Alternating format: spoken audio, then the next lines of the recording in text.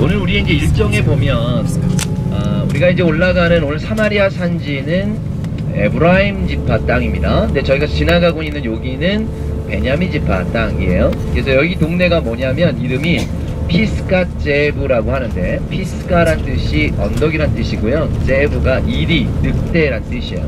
늑대들의 언덕, 뭐 이리들의 언덕 이런 뜻이 되겠죠. 네, 성경에 나오는 여기가 바로 기브아입니다. 여러분 지금 오른쪽 편에 언덕이 이렇게 쭉 올라가 이제 있는데 이게 바로 기브아죠. 기브아가 우리가 사울의 고향이죠. 네, 성경에 기브아라고 하는 이제 의미로 등장하지만 또 성경에 나오지 않지만 굉장히 중요한 또 알아두시면 좋을 만한 장소인데 이게 바로 이제 저희 집이 있는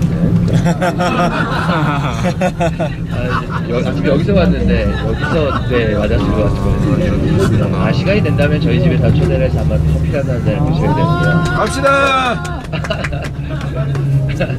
수시로 우리는 일정이 바뀌었어요. 네. 여러분 잠깐 왼쪽 편에 보십시오. 그러면 늑대 그림 보이시죠? 네, 그래서 히브리어로 베냐민이라고 되어져 있습니다. 이게 이제 바로 이 지역이 성경적으로 베냐민 땅이라는 거예요. 근데 여러분 왜 베냐민에 저런 늑대나 이리가 그려져 있냐면, 그리고 이 동네가 왜 피스가제브라고 하는 이름이 붙여지게 됐냐면, 금방 전에 저희가 체크포인트 이제 빠져나왔죠?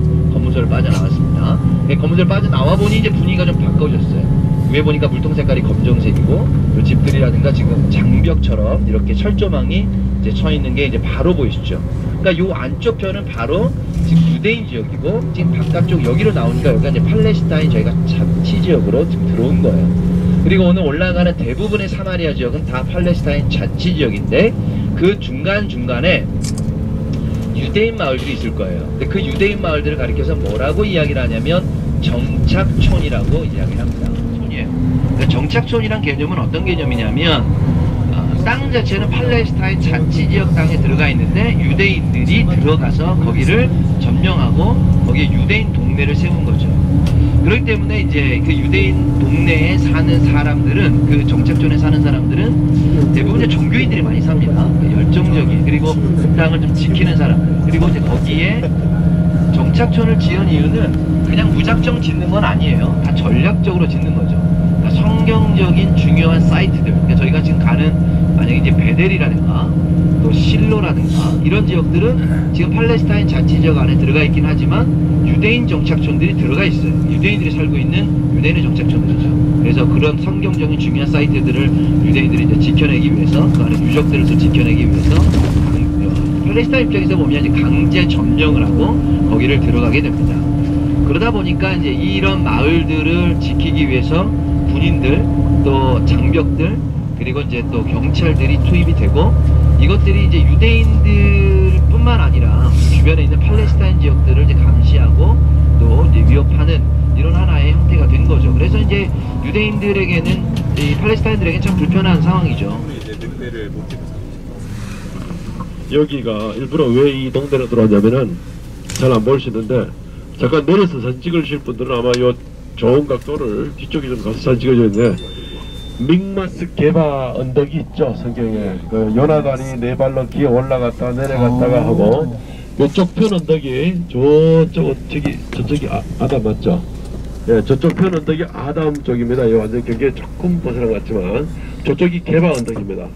그리고 이 왼쪽 맞은편 쪽이 믹마스 언덕입니다. 그래서 우리가 지금 정확한 각도를 잡긴 있는데 저 마을로 들어가야만 더 정확히 볼 수 있는데, 대체로 저 오른쪽에서 언덕 위쪽 부분에 사울의 군대가 진입했다고 생각되고, 그 깊은 계곡 내려갔다가 맞은편 언덕 쪽에 이 블레셋 군대들이 진입했다, 이렇게 생각하시면 됩니다.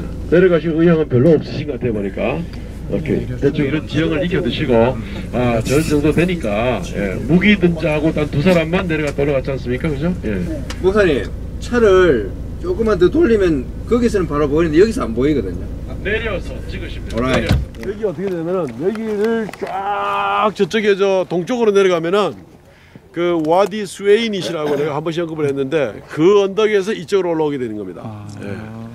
그래서 여호수아 군대가 하룻밤 사이에 어떻게 길갈에서 저 넘어 기브온까지 갈 수 있느냐면은, 이 계곡길로 해서 그나마 좀 완만한 계곡인데, 와디 킬트는 완전히 V쉐입 아니에요? 근데 이 와디 스웨인은 조금 완만합니다. 근데 이 길로 해서 밤새도록 올라와가지고 저 기브온으로 넘어가는 이제 그런 걸로 그 루트가 잡힙니다. 예. 잘 감이 안 올지 모르겠어요. 저쪽이 동쪽이고, 예, 저쪽이 서쪽이고, 저쪽이 북쪽이고, 우리가 지금 북쪽으로 향하고 있고. 그 아까 우리 최 목사님 말씀하실 때 그 오른손을 묶어놓고 하는 얘기인데 그 사사기에 보면 그렇게 나옵니다. 오른손을 묶어놓고 돌팔매질을 하는데 한 사람도 빗나가는 사람이 없더라. 그래서 거기서 빗나가지 않는다 하는 말이 로호테라는 말을 씁니다. 한 사람도 빗나가지 않는다. 그래서 슬슬 좀 감이 잡히지 않습니까? 히브리 말로 죄라는 말을 뭐라 그러죠? 하타라고 말하죠. 그죠? 죄라는 명사형은 하타 이렇게 얘기하지만 하타 이렇게 얘기하는데 여기에서 바로 그 죄라는 말의 기원이 여기서부터 나오는 거죠. 죄는 바로 뭐냐면은 관역을 향해 던지되 빗나가는 것을 죄라고 부르는 겁니다. 같은 단어를 쓰는 겁니다. 그래서 베냐민 지파가 오른손을 묶어놓고 왼손으로 던져도 관역에서 빗나가지 않는다는 거죠. 빗나가는 것은 관역에서 빗나가는 그걸 죄다 하타 이렇게 하타 이렇게 얘기를 하거든요. 네, 그래서 그 베냐민 지파에서 나온 그런 이야기입니다. 네, 참고로.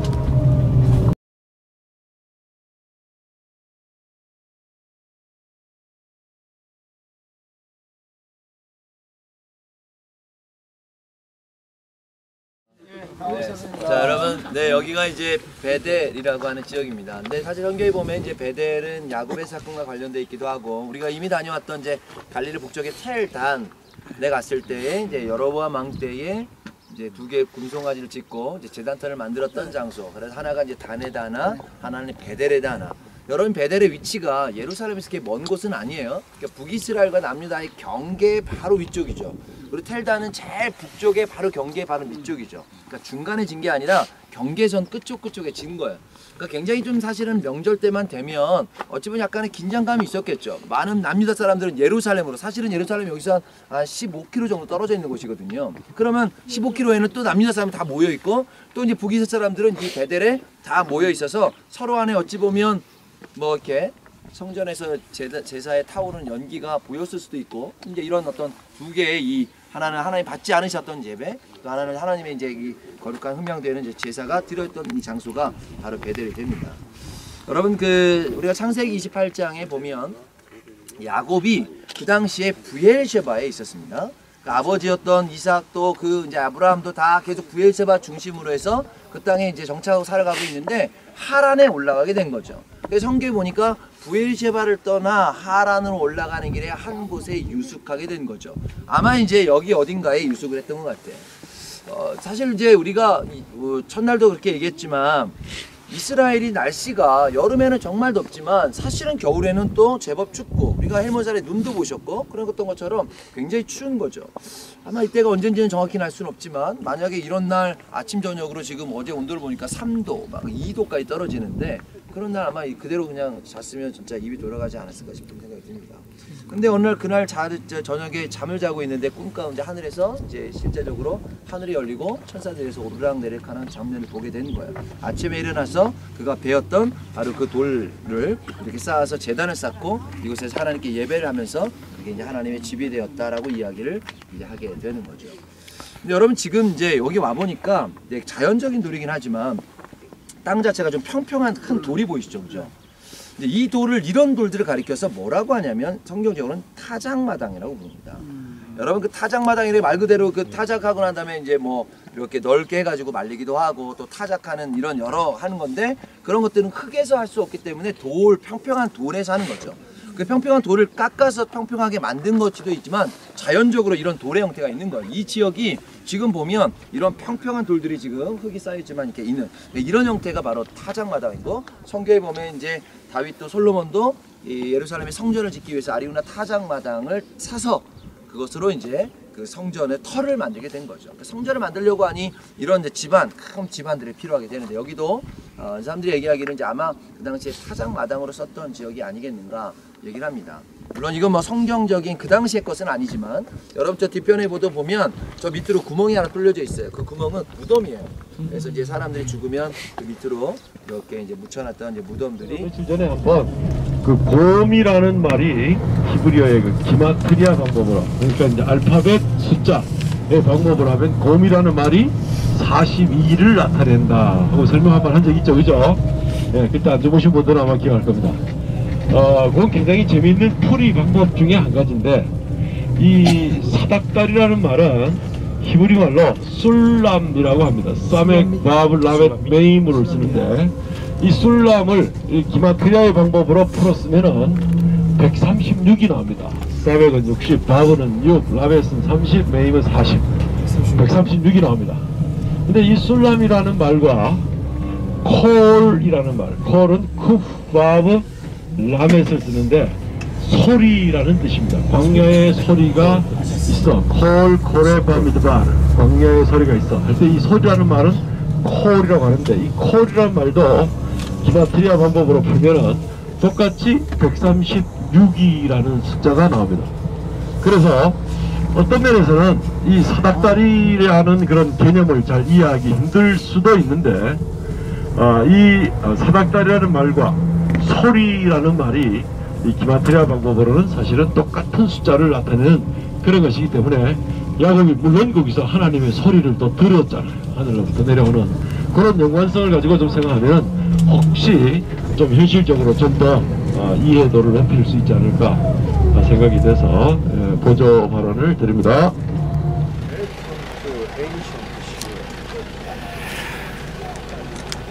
뭐 없어? 뭐 없어? 이 깜판. 그러니까. 내가 이 깜판 찍는 이유는 여기가 실로라는 걸 깨닫기 위해서지. 그치. 기억하기 위해서. 컨퍼런스. 그래? 오. 1929년 부산 시대. 어떻게 아세요? 교촌 찍으시면 살았죠.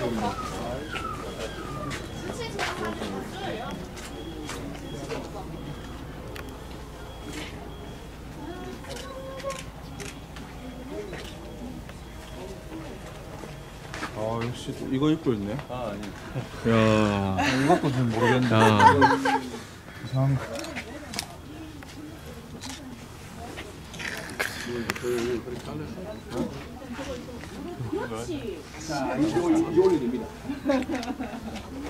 비잔틴 시대 거구나. 비잔틴 시대 거.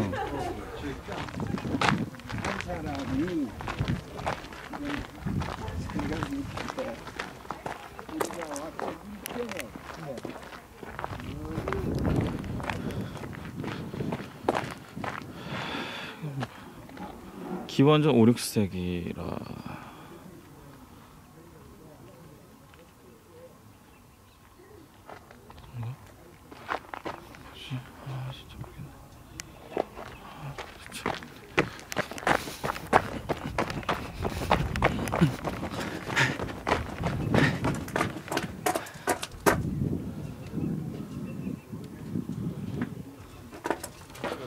여기로 가면 바로인데? 여기 출입금지야. 왜? 이렇게 가면 되잖아. 여기 출입할 수 있네요. 아니야, 거꾸로 보면 출입금지야. 거꾸로. 아, 그러네. 글로 출입하지 않고 그냥 옆으로 출입하면 되는 거네. 역시 키 크면 불법을 저지르는 자여. 내게서 떠나가라. 야, 저 사람들 뭐 하는 거야? 저기서? 저기서 뭐 하는 거지 진짜?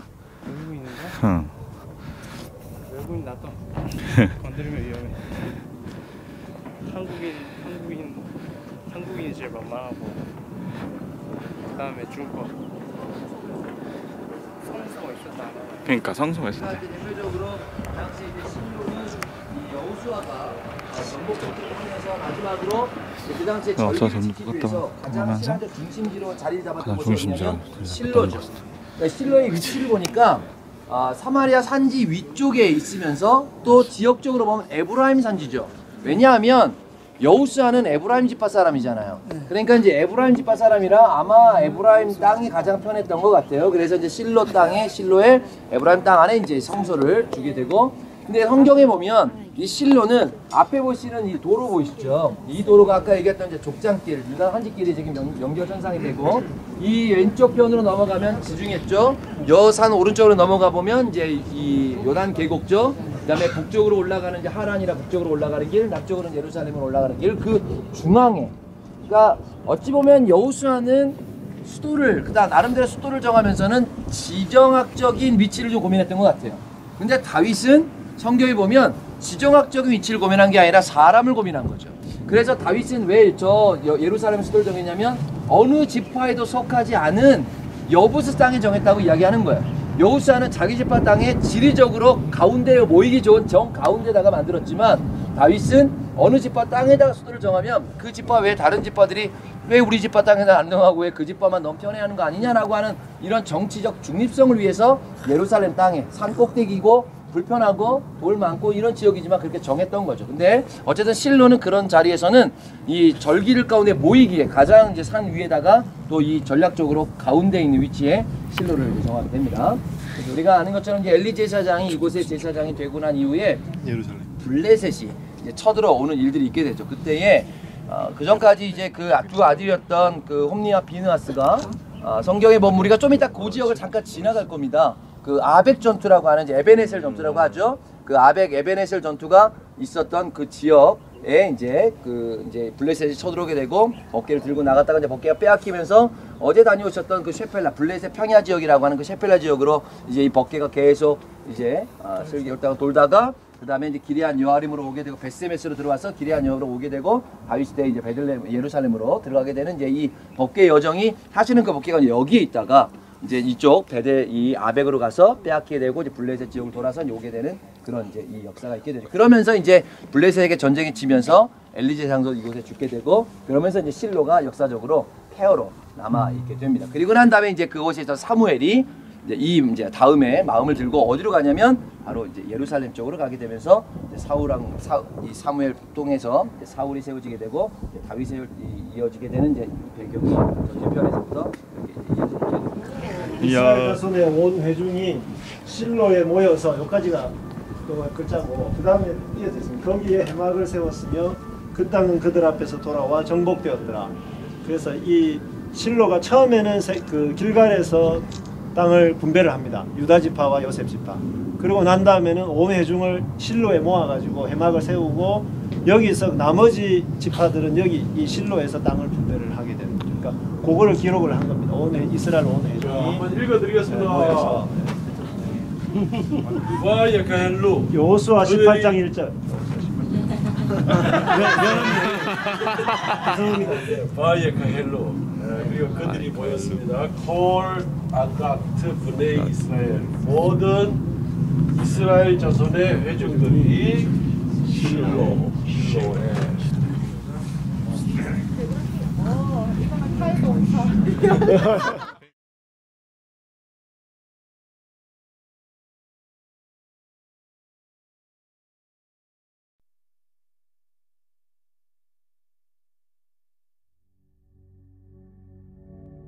Welcome to Shiloh.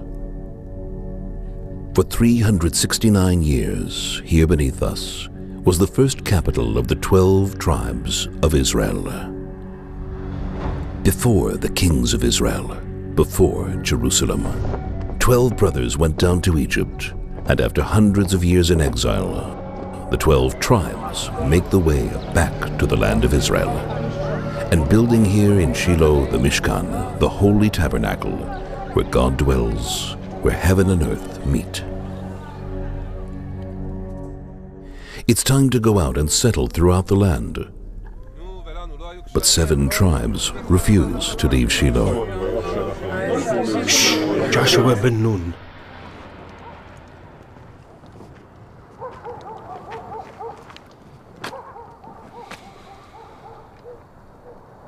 Why are you still here? The allocation of the land is unacceptable. The land is full of Philistines. After Moses died, responsibility fell on me. I led you through the war. I brought you here. but to inherit the land given to us by God, we must settle, build, and sow. I can't do all this for you. And now, it's up to you. Don't worry, it's a good land. Very good. Connect to it, and it will connect to you as well.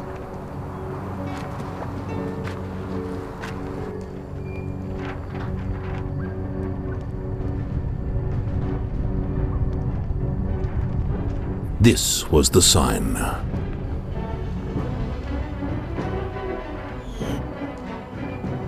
The tribes go out from here to settle throughout the land, in Samaria, the Galilee, the valleys, and the lowlands. Every man will sit under his own vine and under his own fig tree. But 3 times a year, they come back to the Shiloh Tabernacle to celebrate together the 3 festivals.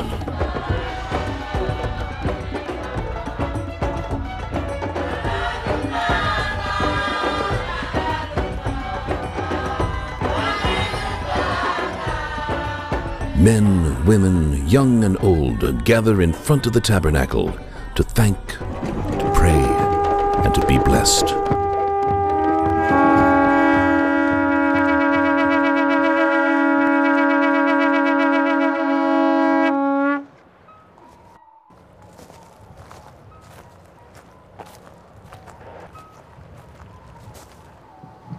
May the Lord bless and guard you. Amen. May the Lord make his face shed light upon you and be gracious unto men. May the Lord lift up his face unto you and give you peace. Amen.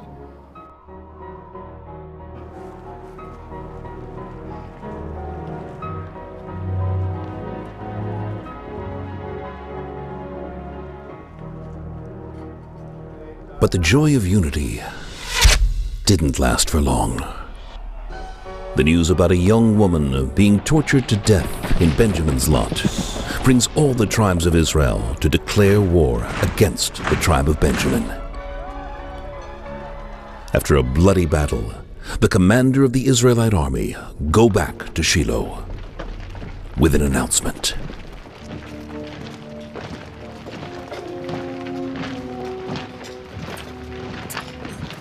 Victory!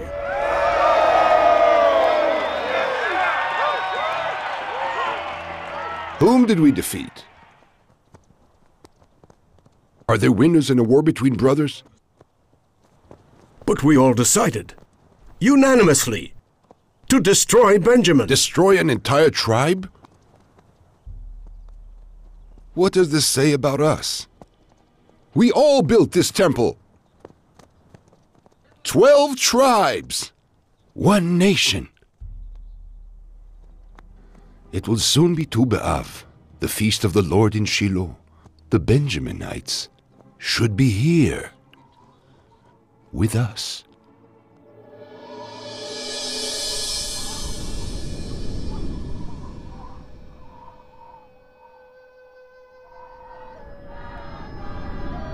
The last survivors of Benjamin were invited to celebrate the feast of the Lord together with all the other tribes in Shiloh's vineyards.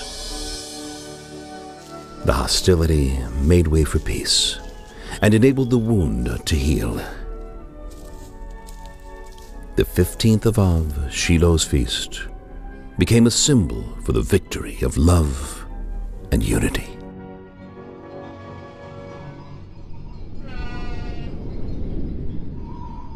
Years go by. Rumors about corruption in Shiloh spread everywhere. The people avoid going to the tabernacle and desert it. But one man continues to come despite everything, Elkanah of Har Ephraim. He takes his 2 wives and his children and comes to the tabernacle. Elkanah, Call her. The food will go dry.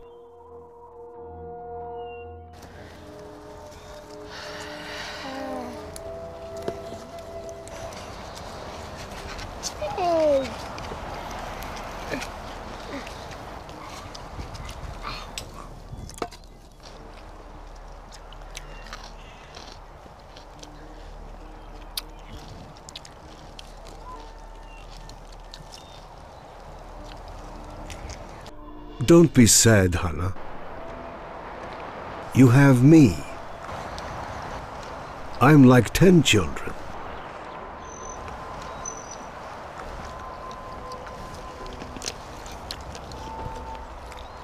Hannah. Hannah. Hannah.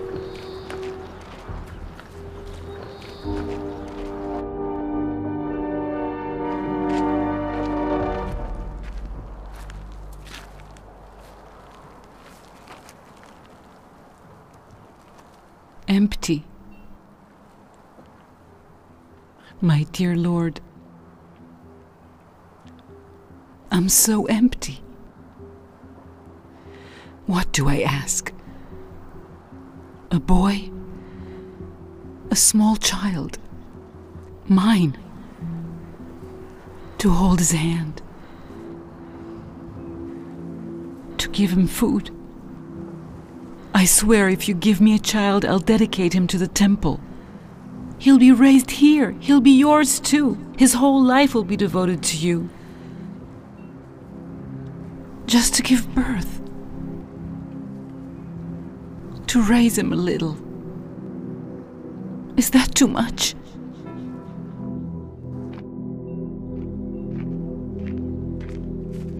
What are you doing?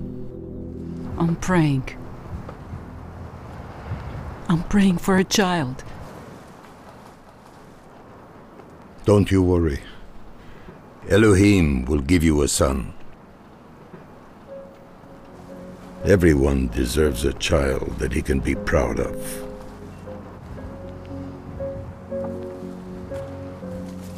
Hundreds of years later, when the Jewish sages explain what a true prayer is, a prayer that comes from the heart, they will mention this moment and this prayer, Hannah's prayer.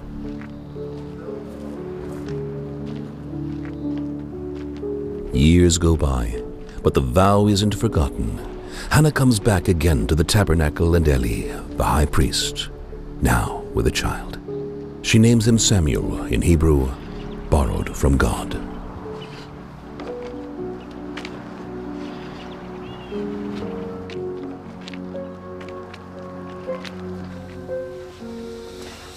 This is Samuel.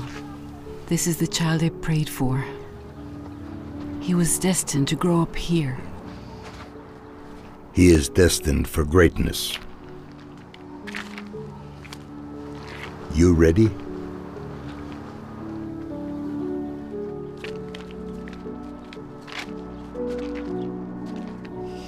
God will be with you.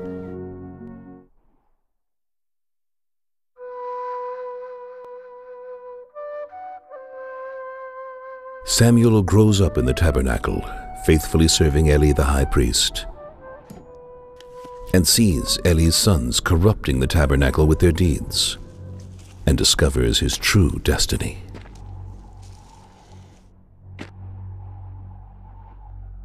What's the matter, Samuel? Nothing. Really nothing. You had a prophecy tonight. You can tell me. Samuel?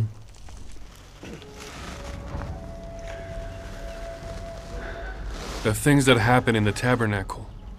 The sins of your bloodline.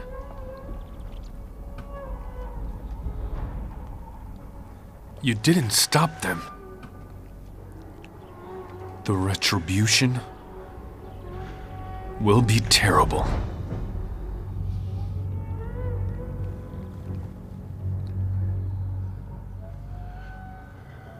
There's a jar of anointment oil next to the candelabra. It is holy oil.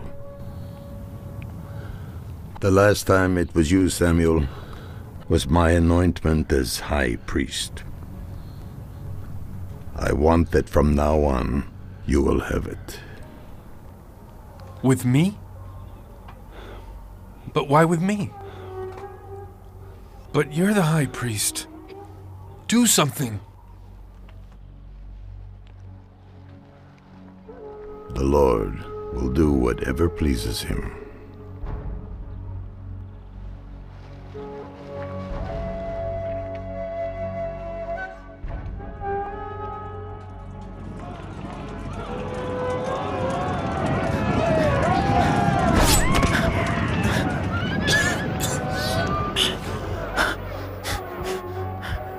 The Philistines are stronger than us. We've lost. Everything is lost. Your sons, they were killed. Both of them. The Holy Ark has been captured.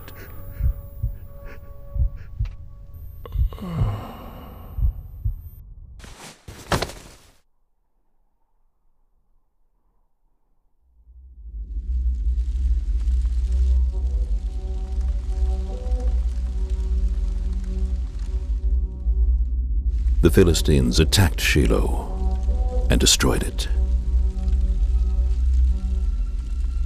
This is the end of the Shiloh Tabernacle, but also the beginning of a new story.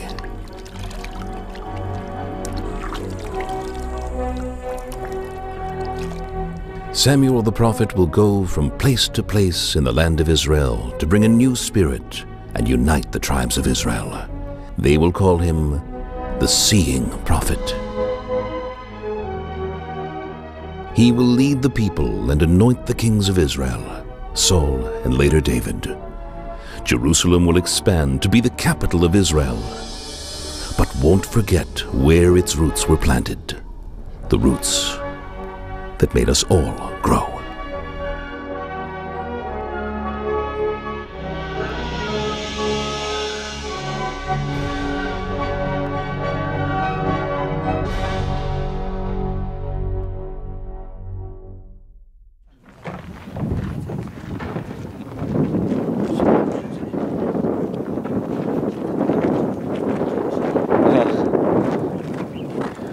그러네. 진짜 저희가 시스템이고.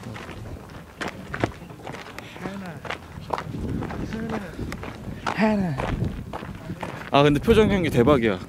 표정 연기 진짜 나 울 뻔했어. 표정 보면 나 울 뻔했어. 한나. 한나. 진관이 사진 대체.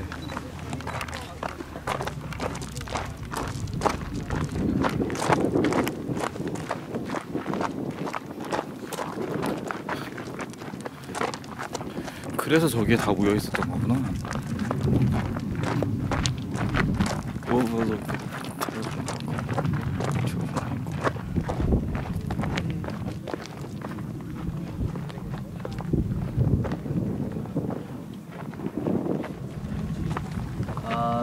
이 실로에 이제 회막 성소가 있었던 장소입니다. 현재 요 위치가. 그래서 그 당시 사람들이 살았던 데는 우리가 내려오면서 저 뒤편에서부터 이 집터들이 쭉씩 발굴이 되고 있고요.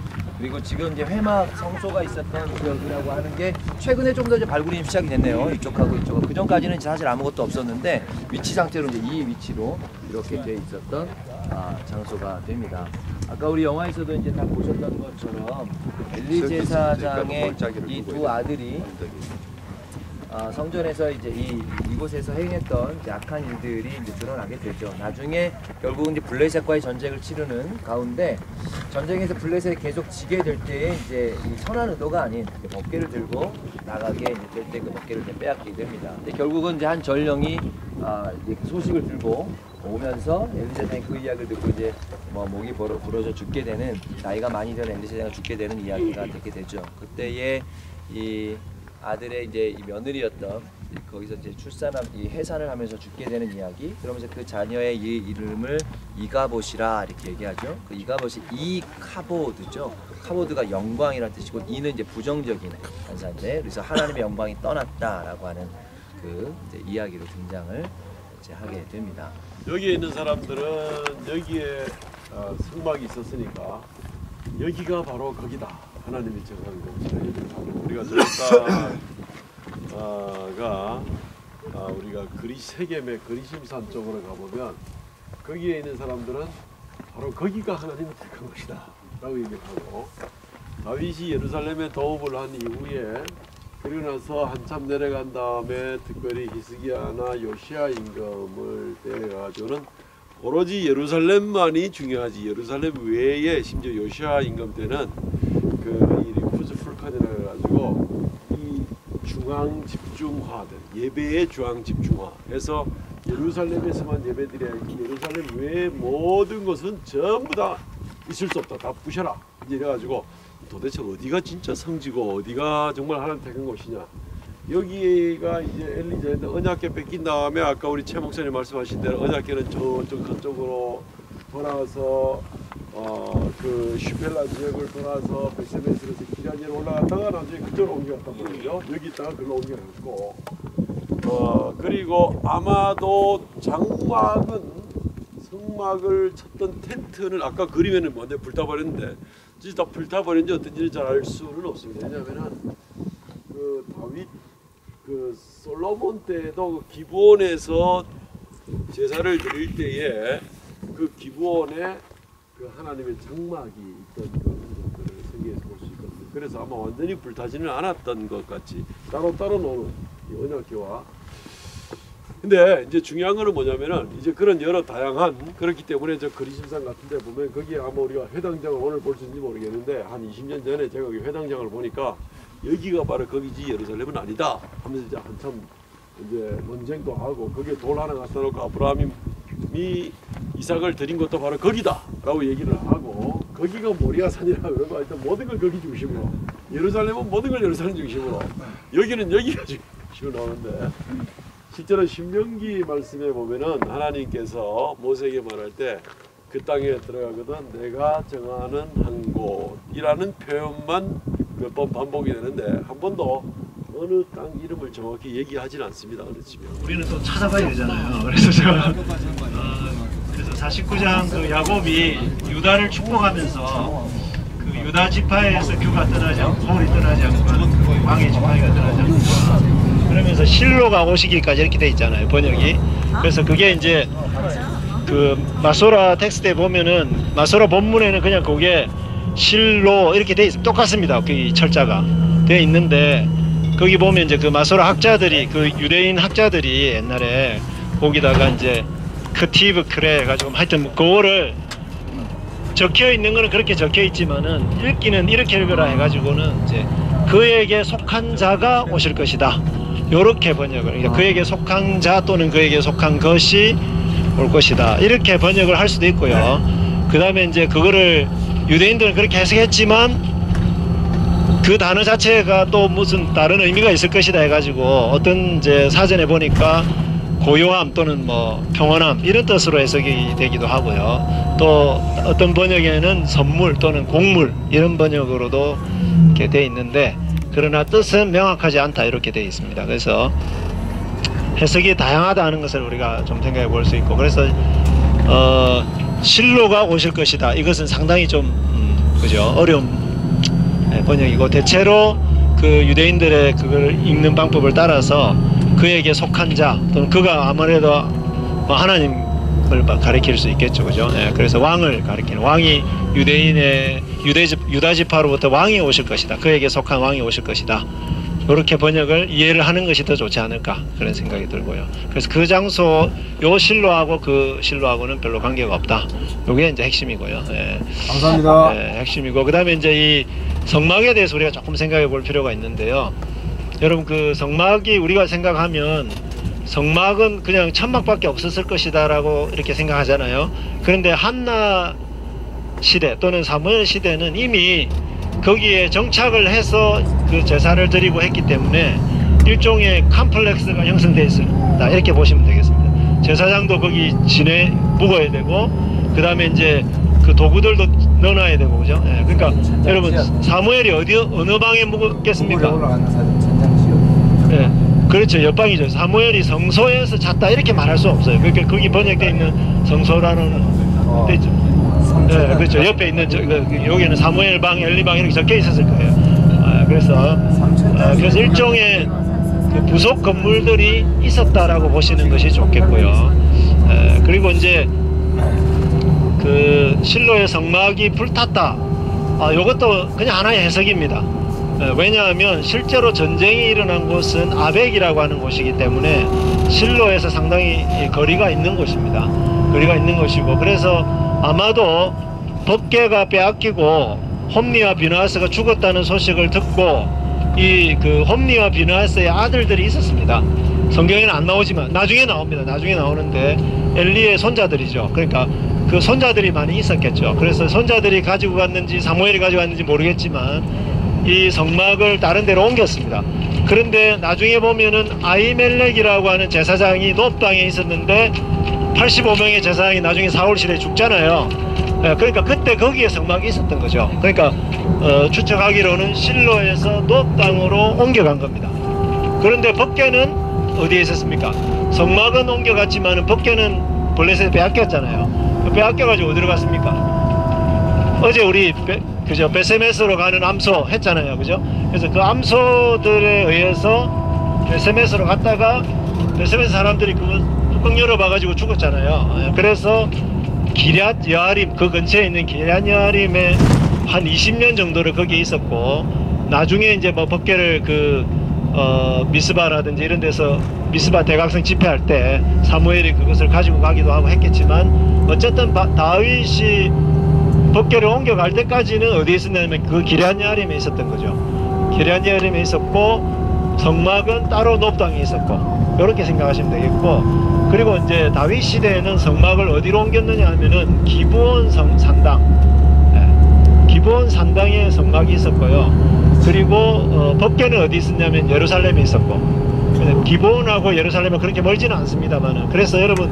솔로몬이 성전을 짓기 전에 두 군데서 예배를 드렸습니다. 제사를 드렸는데 기브온 산당에서 일천 번제물을 드렸지만 어디서도 예배를 드렸냐면 그 예루살렘 법궤 앞에서도 예배를 드렸다라고 하는 기록이 열왕기에 나옵니다.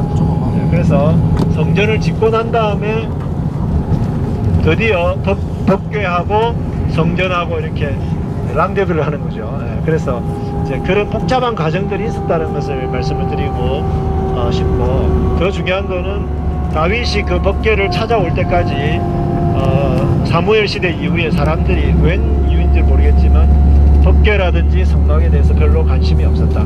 왜냐하면 이방신들을 섬기고 이렇게 하다 보니까 이제 그런 일들에 별로 관심이 없었다. 그럼 어디서 예배드렸겠습니까? 대체로는 지방 산당에서 주로 예배를 드려서 가능성이 높은데, 산당에서 하나님을 예배했겠지만은 그 방식이 가나안식으로 많이 예배를 드렸을 것입니다. 그러니까 이게 하나님을 예배한다고 하는데 실제로는 이방신 숭배하듯이 하나님을 예배하는 이런 이제 그죠? 세속화가 일어나는 이제 그런 장소가 산당이었다고 보시면 좋을 것 같습니다. 우리 이상입니다. 우리 영화 볼 때에 아까 거기 한나 기도가 나왔지 않습니까? 거기 보니까 한나 기도도 써놨던데, 이제 그 당시에 한나 가정이 이렇게 예배하러 오지 않습니까? 그게 이제 에브라임 산지거든요. 그러니까 그 실로도 에브라임 산지고, 그 에브라임 산지에 살았다고 돼 있기 때문에 실로에서 집이 가까웠다고 볼 수는 있습니다. 근데 그 당시가 사사시대잖아요. 사사시대 사람들이 다 바알신을 섬기거나 아스타롯을 섬기거나 뭐 이렇게 했는데, 이 사람들 엘가나 가정은 상당히 경건한 가정이었습니다. 그러니까 남자들이 3번 그 절기를 지키기 위해서 오는 거 말고 그냥 가족들이 자기들 가족이 성막에 와가지고 예배를 드리기 위해서 온 겁니다. 매년. 그 정도로 신앙이 훌륭한 사람들이었는데, 한나가 왜 거기 와서 통곡을 했느냐 하는 것이 이제 중요한데, 아들이 없어서도 그거겠지만 그 더 중요한 사건은 이제 둘째 부인 때문이죠. 둘째 부인이 누구냐 하면은 이제 분인나잖아요. 그래서 우리가 어제 말씀드렸던 시어머니와 며느리의 갈등도 굉장히 심각했지만은, 이제 이 첫째 부인과 둘째 부인이, 왜 첫째 부인과 둘째 부인이 생겼겠느냐? 한나가 아이를 못 낳았기 때문에 엘가나가 이제 둘째 부인을 취한 거죠. 그러니까 그 당시 우리로서는 이해가 안 돼요. 하나님 왜 일부일체제인데 아무리 그래도 뭐 그건 이제 제가 그건 나중에 여쭤봐야 될 것 같아요. 근데 어쨌든 엘가나는 굉장히 경건한 사람이었고 한나를 참 사랑했지만 아들이 없었기 때문에 둘째 부인을 이제 취했는데 그래서 가족이 이제 하는데 이 브닌나는 이제 질투가 많은 여인이었죠. 그러니까 첫째 부인을 자기보다 더 사랑하고 자기는 아들을 많이 낳았음에도 불구하고 첫째 부인을 더 사랑하니까 질투가 많았으니까 이제 거기 보니까 대적 브닌나가 사무엘 1장에 보면 사무엘상 1장에 보면 대적 브닌나가 이 대적이라는 단어는요 블레셋이나 이런 나라들에 대해서 쓰는 표현이에요.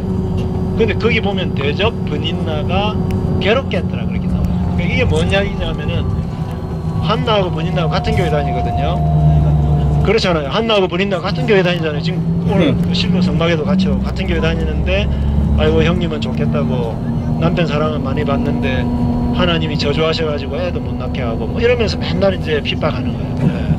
네. 그렇죠. 그러니까 교회 갔는데 그 집사님이 와가지고 아이고 누구 집사님 박 집사님 좋겠다고 아들이 저주받아가 저렇게 막 대학도 못 가고 이런 거하고 똑같은 거죠. 예.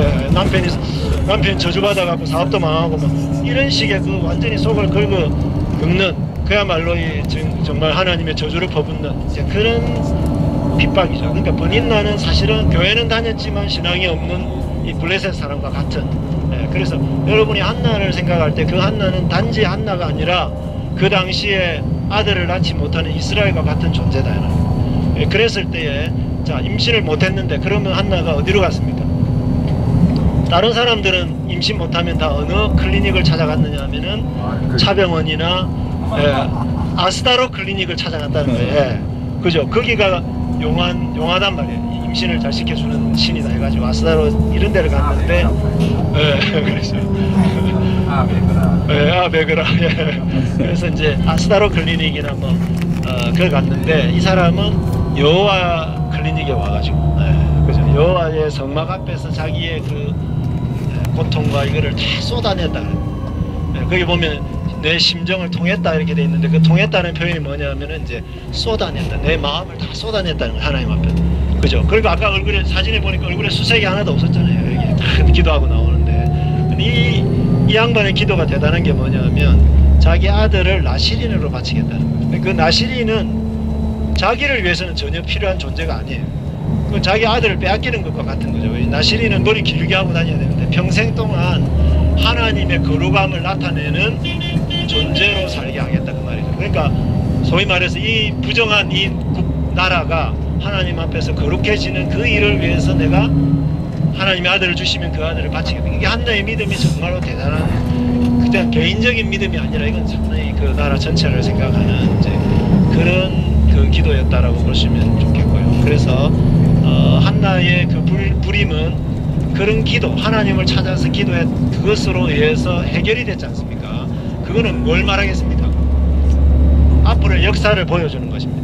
이스라엘이 그죠? 그 당시에 이스라엘이 사사시대였잖아요. 그래가지고 전혀 하나님의 열매를 맺지 못하는 그런 국가였는데 그들의 그러니까 대적 블레셋이 계속 쳐들어오잖아요. 굉장히 괴롭잖아요. 그럼 어떻게 해결하면 되겠습니까? 그렇죠. 한나처럼 하나님 앞에 가서 기도하고 하나님을 찾으면 그 문제가 해결이 된다는 거죠. 그런데 그 대적 기도 안 하고 이래가지고 대적들한테 고통을 당하는데 결국은 이제 그런 하나님을 찾는 사람이 한 사람이 옵니다. 그 사람이 누구냐면 다윗이죠. 그래서 그 다윗에 의해서 그 대적들이 브닌나와 같은 그 대적들이 결국은 해결이 되는 요 이야기가 사무엘 전체 이야기입니다. 그래서 그거를 제가 좀 실로와 관계해서 말씀을 드리고 싶습니다.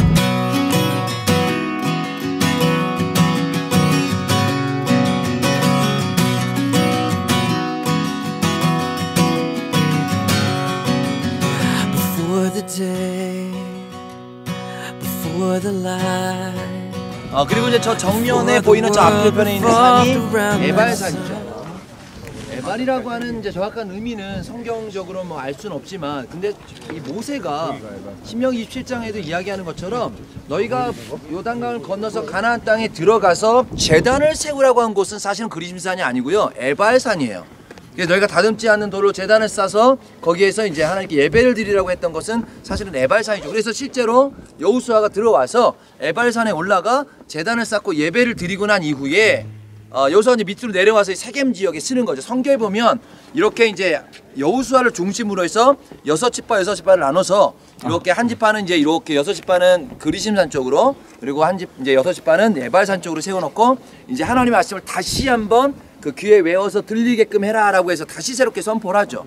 아마 그것에 대한 계기는 이 아이성 전투로 인해서 우리가 하나님의 언약을 갖고 하나님의 순종함으로 들어와서 여리고성을 너무나 극적인 하나님의 무너짐을 경험하게 됐는데 순간 방심을 한 사건이 있게 된 거예요. 아이성 조그만 사건이라고 무시했던 거죠. 그래서 여호수아가 모세 말대로 우리가 다시 한번 하나님 앞에 이 말씀을 준행함으로 언약을 좀 선포해야겠다라고 하는 이제 이 사건을 여호수아가 바로 이제 이 지역에서 본 거죠. 그래서 좀 이따 내려가 보면 여기에 이제 성경에 보니까 큰 돌로 이제 이 기념비로 삼아서 거기서 하나님 말씀을 기록하여 그것을 이제 사람들에게 이야기하라라고 이야기를 하고, 또 하나는 에발산에 제단을 쌓아서 이야기해라, 이제 이렇게 이야기를 하는 바로 이제 에발산과 그리심산이 있게 됩니다. 또 한 가지는 여러분 이제 세겜이라고 하는 이제 여기는 원래 성경에 이 야곱의 이야기가 등장하죠. 이번에 한번 요르단 들어가셔서 야복강 지나가셨나요? 네, 지나갔는데 아마 지나갔을 거예요. 지나갔어요 분명히. 그런데 이제 아마 지나갔을 텐데 우리가 야복강 하면 너무나 잘 아는 에서와 이제 야곱이 만나는 사건이 있잖아요. 그래서 이제 천사와 씨름을 하고 한두 표가 부러지면 불구하고 끝까지 이제 이 씨름을 하여 얻어낸 이름이 이스라엘이라는 이름을 얻어내게 되는데, 그때에 자기 가족들 절반을 이제 이 야복강 건너편에 두고 에서를 만나게 되면서 에서가 그 야곱이 쓰러져 있는 장면 가운데 마음이 이제 무너지게 되면서 결국 이제 화해를 하게 되는 장면이 있게 되죠. 그때에 이 야곱이 에서를 위해서 자기의 그 양과 염소들 재산들을 띄어다가 이제 형님을 위해 주게 됩니다. 형님, 이게 저의 마음입니다. 그래서 이제 이 에서가 이걸 받고 너와 나와 이제 함께 살자 이렇게 얘기를 하니까 이 야곱이 아닙니다. 왜냐하면 이 가족이 다 함께 살기에는 이 땅이 풀이 많지 않아서 또 힘들 것 같습니다. 형님이 언제 원하시는 대로 가시면 나는 이제 그 다른 쪽으로 끌고 내 이 가족과 내 이 양과 염소를 데리고 가겠습니다. 그래서 성경에 보니까 에서는 여러분 다녀오셨던 그 페트라 지역, 에돔 지역이죠. 세일산으로 갔다로 얘기하는데 그 에돔 지역으로 내려가서 바로 형성된 민족이 바로 에돔 족속이잖아요. 그래서 에서가 이제 에돔 족속의 바로 이제 조상격으로 이제 이야기 되는데 거기는 이제 남쪽 편이죠. 그리고 난 다음에 이 야곱은 어디로 들어오냐면 요단강을 건너서 바로 이 땅에 오게 되는 거예요. 그래서 성경에 보니까 이제 이 땅에 사는 사람을 이 하몰의 집안에서부터 100크시타를 주고 세겜을 샀더라 이렇게 얘기를 하죠. 그래서 이제 야곱이 세겜을 중심으로 바로 이제 가족들을 데리고 살아갔던 터전이 이제 되게 됩니다. 그러면서 이제 아는 것처럼 그 딸이었던 디나의 이제 이 하몰의 자식 가운데 한 명이 강간을 하게 되고, 이 사건을 통해서 이제 형들이 이제 화가 났는데 결국은 이제 이 사람들이 찾아와서 내가 그래 너희의 집안이 되고 싶다, 너의 딸을 우리 아들에게 주면 어떻겠느냐 이렇게 얘기를 하니까 할례를 받아야 된다는 거예요. 그래서 할례를 받아서 결국 남자들이 힘을 쓸 수 없는 기간 동안에 레위와 시므온이 들어가서 그 자식을 다 죽이는 사건이 있게 되잖아요. 그래서 이것 때문에 나중에 야곱이 이 시므온과 레위를 이제 이 유언을 하면서 너희는 흩어진 자가 될 것이다, 이제 이 얘기를 하게 되는 바로 그 지역이 어디냐면 바로 이제 이 세겜이라고 하는 요 이제 지역이 됩니다. 여러분 지금 이 세겜은요 저 에발산하고 그리심산 사이에 있는 도시예요. 지금 앞에 보시는 여기가 다가 아니고요. 여기서 왼쪽으로 들어가면 실제로 이 전체가 다 세겜입니다. 굉장히 큰 도시입니다. 그래서 팔레스타인 자치지역 가운데 가장 큰 도시가 가자예요. 그리고 난 다음에 두 번째로 큰 도시가 세겜입니다. 그러니까 세겜은 굉장히 강성이에요. 그러니까 강성이라는 게 뭐냐면 이스라엘 쪽으로 해서 굉장히 좀 이제 뭐 테러라든가 이런 일들이 일어나면 여기에서 사실은 이제 많은 사람들이 그런 이제 일들을 하게 되는 그런 이제 강성인 지역 가운데 하나가 되고요. 여러분 쉐켐, 이제 히브리어로 쉐켐이라고 하는 이 단어가 사실 어깨란 뜻이거든요. 어깨. 그러니까 어깨란 뜻을 볼 때는 이제 이쪽 한쪽 어깨 사이에 사실은 이제 이때 세겜이란 도시가 있다라고 하고요. 좀 이따 이제 우리가 들어가게 되지만 이 지역이 바로 이제 사마리아 지역이 되죠. 그래서 우리가 잘 아는 북이스라엘의 6번째 왕이었던 오므리 왕이 드디어 이 사마리아 지역에 들어와서 성경에 보면 그 세멜이란 사람의 땅을 사서 거기를 이제 사마리아라고 정했더라. 그 세멜이래 쉐멜이거든요. 쉐멜. 네. 네네네. 그리고 이제 그 의미로 그래서 그 오므리 왕조의 또 수도에 결정적 역할을 했던 바로 이제 이 디르사라든가 또 세겜, 또 사마리아. 여기가 이제 북이스라엘의 가장 중심적인, 우리가 보면 남유다는 예루살렘, 신앙적 중심이 예루살렘이라면 사실은 북이스라엘의 이제 중심 지역의 역할을 했던 데가 어디냐면 바로 이 세겜을 중심으로 한 이 지역이 그런 역할을 하게 됩니다. 자, 잠깐만 보충하겠습니다. 이거 좋아요. 오, 좀 교만해지게.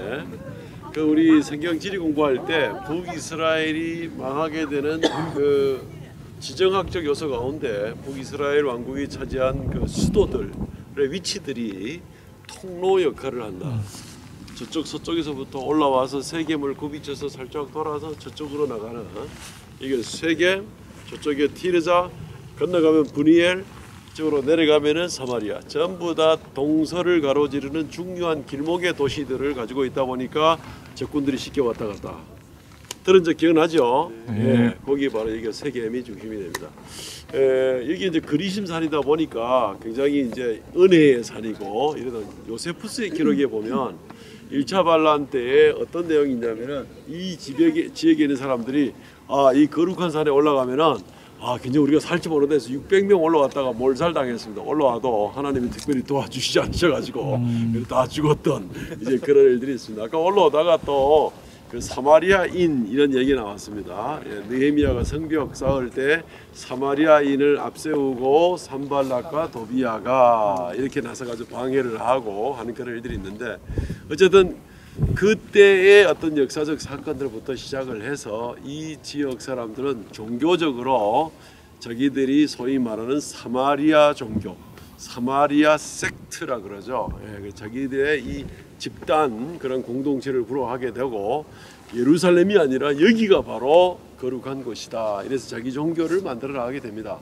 사마리아 오경을 아까 얼핏 이제 언급을 하셨는데, 그래서 이 사람들은 구약은 오경밖에 없습니다. 이 사람들은, 이 동네 사람들은. 그래서 사마리아 오경, 세마르탄 펜타튜크라고 있는데, 이 사마리아 오경의 뭐 여러 가지 뭐 언어적인 내용을 얘기하려면 뭐 한도 없이 이제 시간이 많이 걸리니까, 이 거기에도 여러 가지로 이 그리심산 중심의 이 하나님께서 이곳을 선택했다.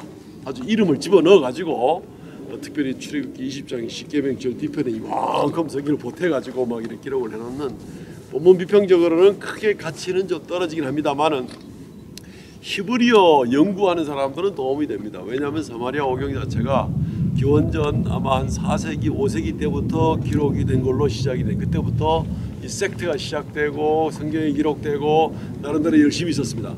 그래서 그걸 아주 굉장히 중요하게 생각하고, 아마 이 동네에 가면 사마리아 오경을 살 수 있을지 모릅니다. 글씨가 이제 완전히 옛날 고대 히브리어, 그래가지고 팔레오 히브리라고 그러는데 그걸로 기록돼 가지고 잘 읽지도, 저도 뭐 읽지 못해. 연습하려면 몇 시간 연습해가지고 겨우 좀 읽을 수 있을 것 같은데, 이 동네에 살 수 있습니다. 예, 저도 왕년에 여기서 한 권 사간 적도 있었는데 아마 장식품으로 그렇게 기념품으로 사갔어요.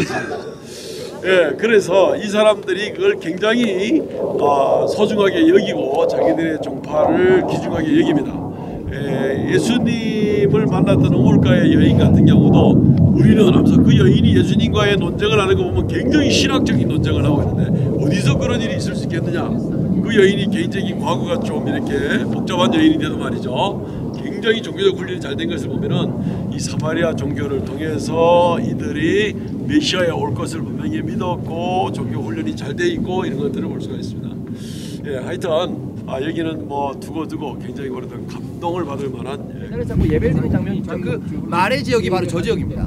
그러니까 아브라함이 이제 바로 이곳까지 올라와서 마므레 상수리 나무 이렇게 얘기할 때 그 마므레라는 지역이 바로 저 지역, 지금 보시는 저 지역이 됩니다. So today I'm going to talk about Samaria, and it is geographically located on the west side of the Gentile Christians. 이곳은 비옥한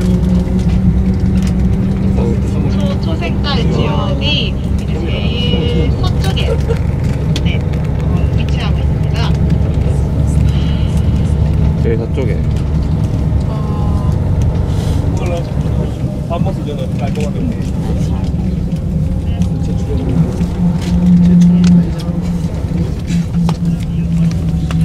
영어를 일단 넘어가면 자기가 이제 무슨 영어를 3점.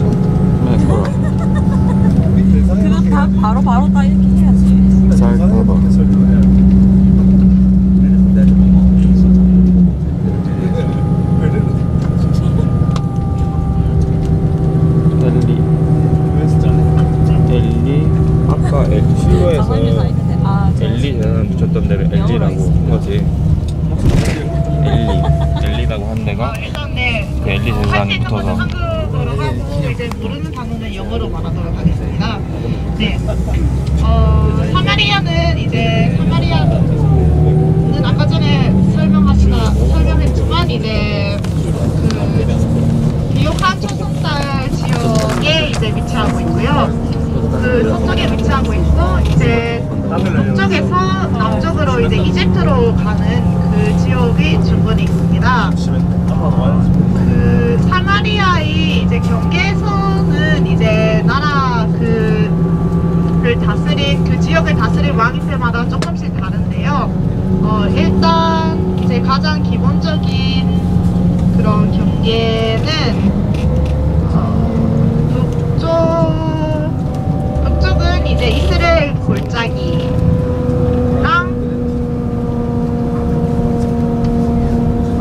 이스라엘 골짜기,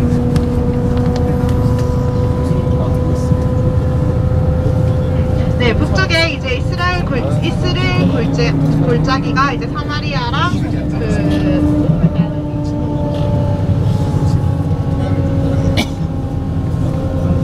낮은 갈릴리를 이제 디바이드합니다. 그리고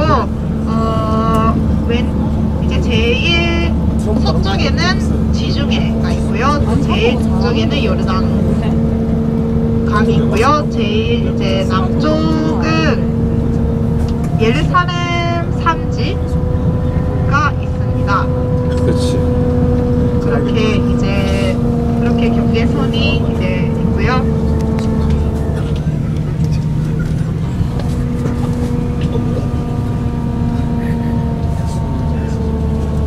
일단 사마리아 그 도시에 대해서 설명을 잠시 하도록 하겠습니다. 사마리아는 이제 사마리아 이 도시, 이거는 지역이 아니라 도시인데요. 는 아주 중요한 도시였습니다. 여러 가지 이유가 있지만 이제 제일 큰 이유는 북이스라엘의 수도로 이제 사마리아가 있는데요. 이것은 이제 여섯 번째, 아까 전에 목사님께서 설명하시다시피 여섯 번째 왕 오므리 때 이제 원래라면 세겜에 그 수도가 있었는데 그것이 이제 사마리아로 옮겨집니다. 그래서 그때부터는 이제 사마리아가 수도로 이제 역할을 하게 되는데요. 거기서는 왜 또 수도가 됐냐면 개방된 장소라고 해서 이제 주변에 다 잘 보이게 됩니다. 그래서 그런 면에서 이제 적군들이 쳐들어와도 이제 공격할 수 있도록 이제 그렇게 개방된 이제 장소로 이제 그렇게 사마리아를 수도로 했습니다. 사마리아는 이제 언덕 위에 있는데요. 이것은 예루살렘부터 34m 떨어져 있고요. 세겜에서 34m? 5m. 5km. 34km. 네, 킬로미터. 죄송합니다. 그리고 세겜에서 북서쪽으로 5km 떨어져 있습니다. 그리고 1454피트 지중해보다 1454피트, 네, 이거는 피트지만 이렇게 위에 위치되어 있습니다. 오므리 왕과 아합 왕이 이제 여기를 정치적인 도시로 이제 그렇게 통치했을 때 아주 반영했다고 합니다.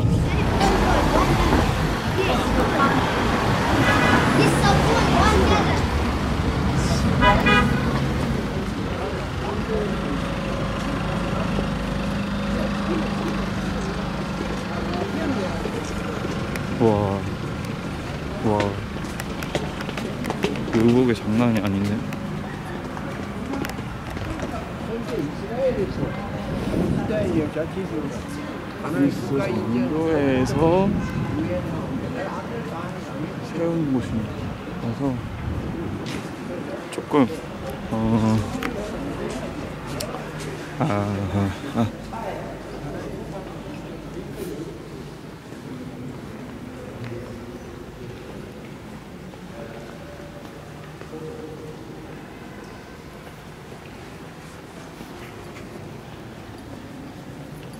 깜짝.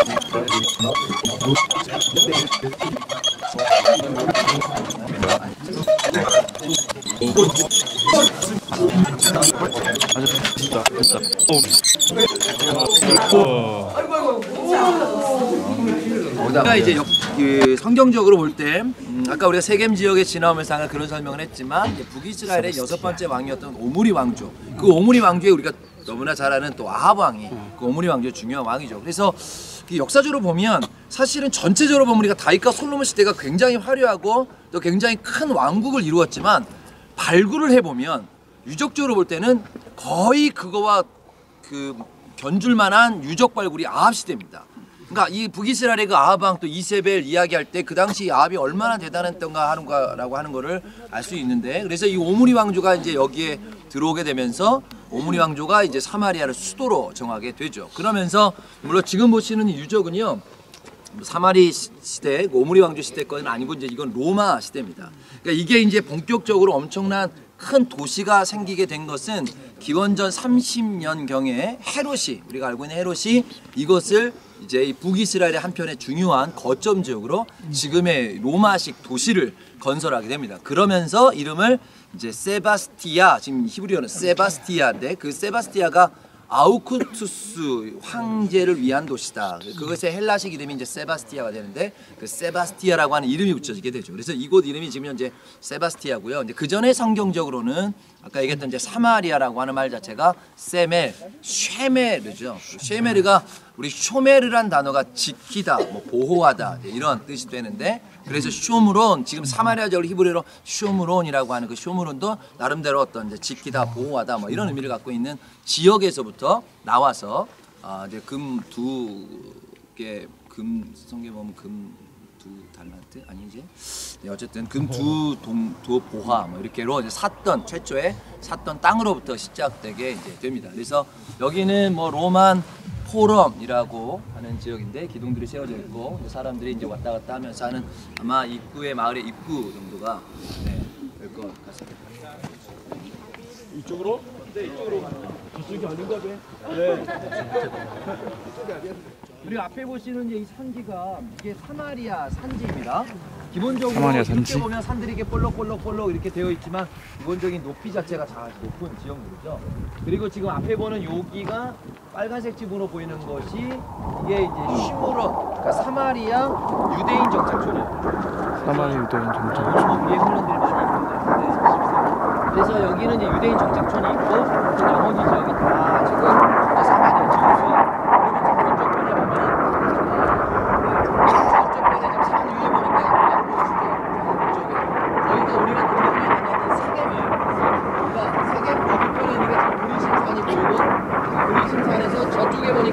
저기 희미하긴 하지만 안테나지 보이시죠? 저쪽편에 거기가 에발산이에요. 네, 여기서 보면 이제 그리심산과 에발산이 살짝 보이고 사이에 세겜이 지금 있고 세겜을 지나서 지금 유다 산지길로 연결되는 여기에 지금 이제 이 사마리아 성이 있었던 거죠. 그 여러분 우리가 사마리아 이야기를 할 때에 우리가 잘 아는 한 이야기 중에 하나가 그 열왕기하 6장에 보면 아람왕 벤 하닷이 24절에 이렇게 표현합니다. 아람왕 벤 하닷이 그의 온 군대를 모아 올라와서 사마리아를 에워싸니 아람 사람이 사마리아를 에워싸므로 성중에 크게 줄여서 나귀 머리 하나를 80세겔이요 비둘기똥 4분의 1값이 은 5세겔이니 이스라엘 왕이 성 위로 지나갈 때 한 여인이 외쳐 이르되 나의 주 왕이여 도우소서. 이제 쭉 이 사마리아 성이 포위된 이야기가 등장을 하잖아요. 그러니까 이제 여기가 지금 이제 북쪽이 이제 아람이었으니까 아마 이 북쪽에서부터 이제 아람 하닷 왕이 지금 쳐들어와서 사마리아 이 성을 지금 이제 이렇게 공격을 하면서 둘러싸게 된 거죠. 그때 이제 먹을 게 없어서 이런 온갖 짐승들을 먹고 나중에는 이제 네 아이 먹고 내 아이 먹고 하는 이야기가 있다가 이제 이 문둥병자 4명이 이제 성 바깥에 있다가 이제 이 아람 진영으로 들어가 보니까 아람 진영의 사람이 다 없어진 거죠. 나중에 여기 와서 이제 그 이야기를 하게 되므로 이 사마리아 성이 이제 구출을 받게 되는 이야기가 등장하는 지역입니다. 그러니까 지형적으로 보면 천의 이제 요새 지역이긴 한데 지형이 주변에 보면 이제 전쟁을 하기에도 한눈에 전체적인 전망을 하기에 좋은 그런 부분입니다. 여기도 여전히 유대인들이 이제 들어와서 정착지를 만들어서 성경적 사마리아를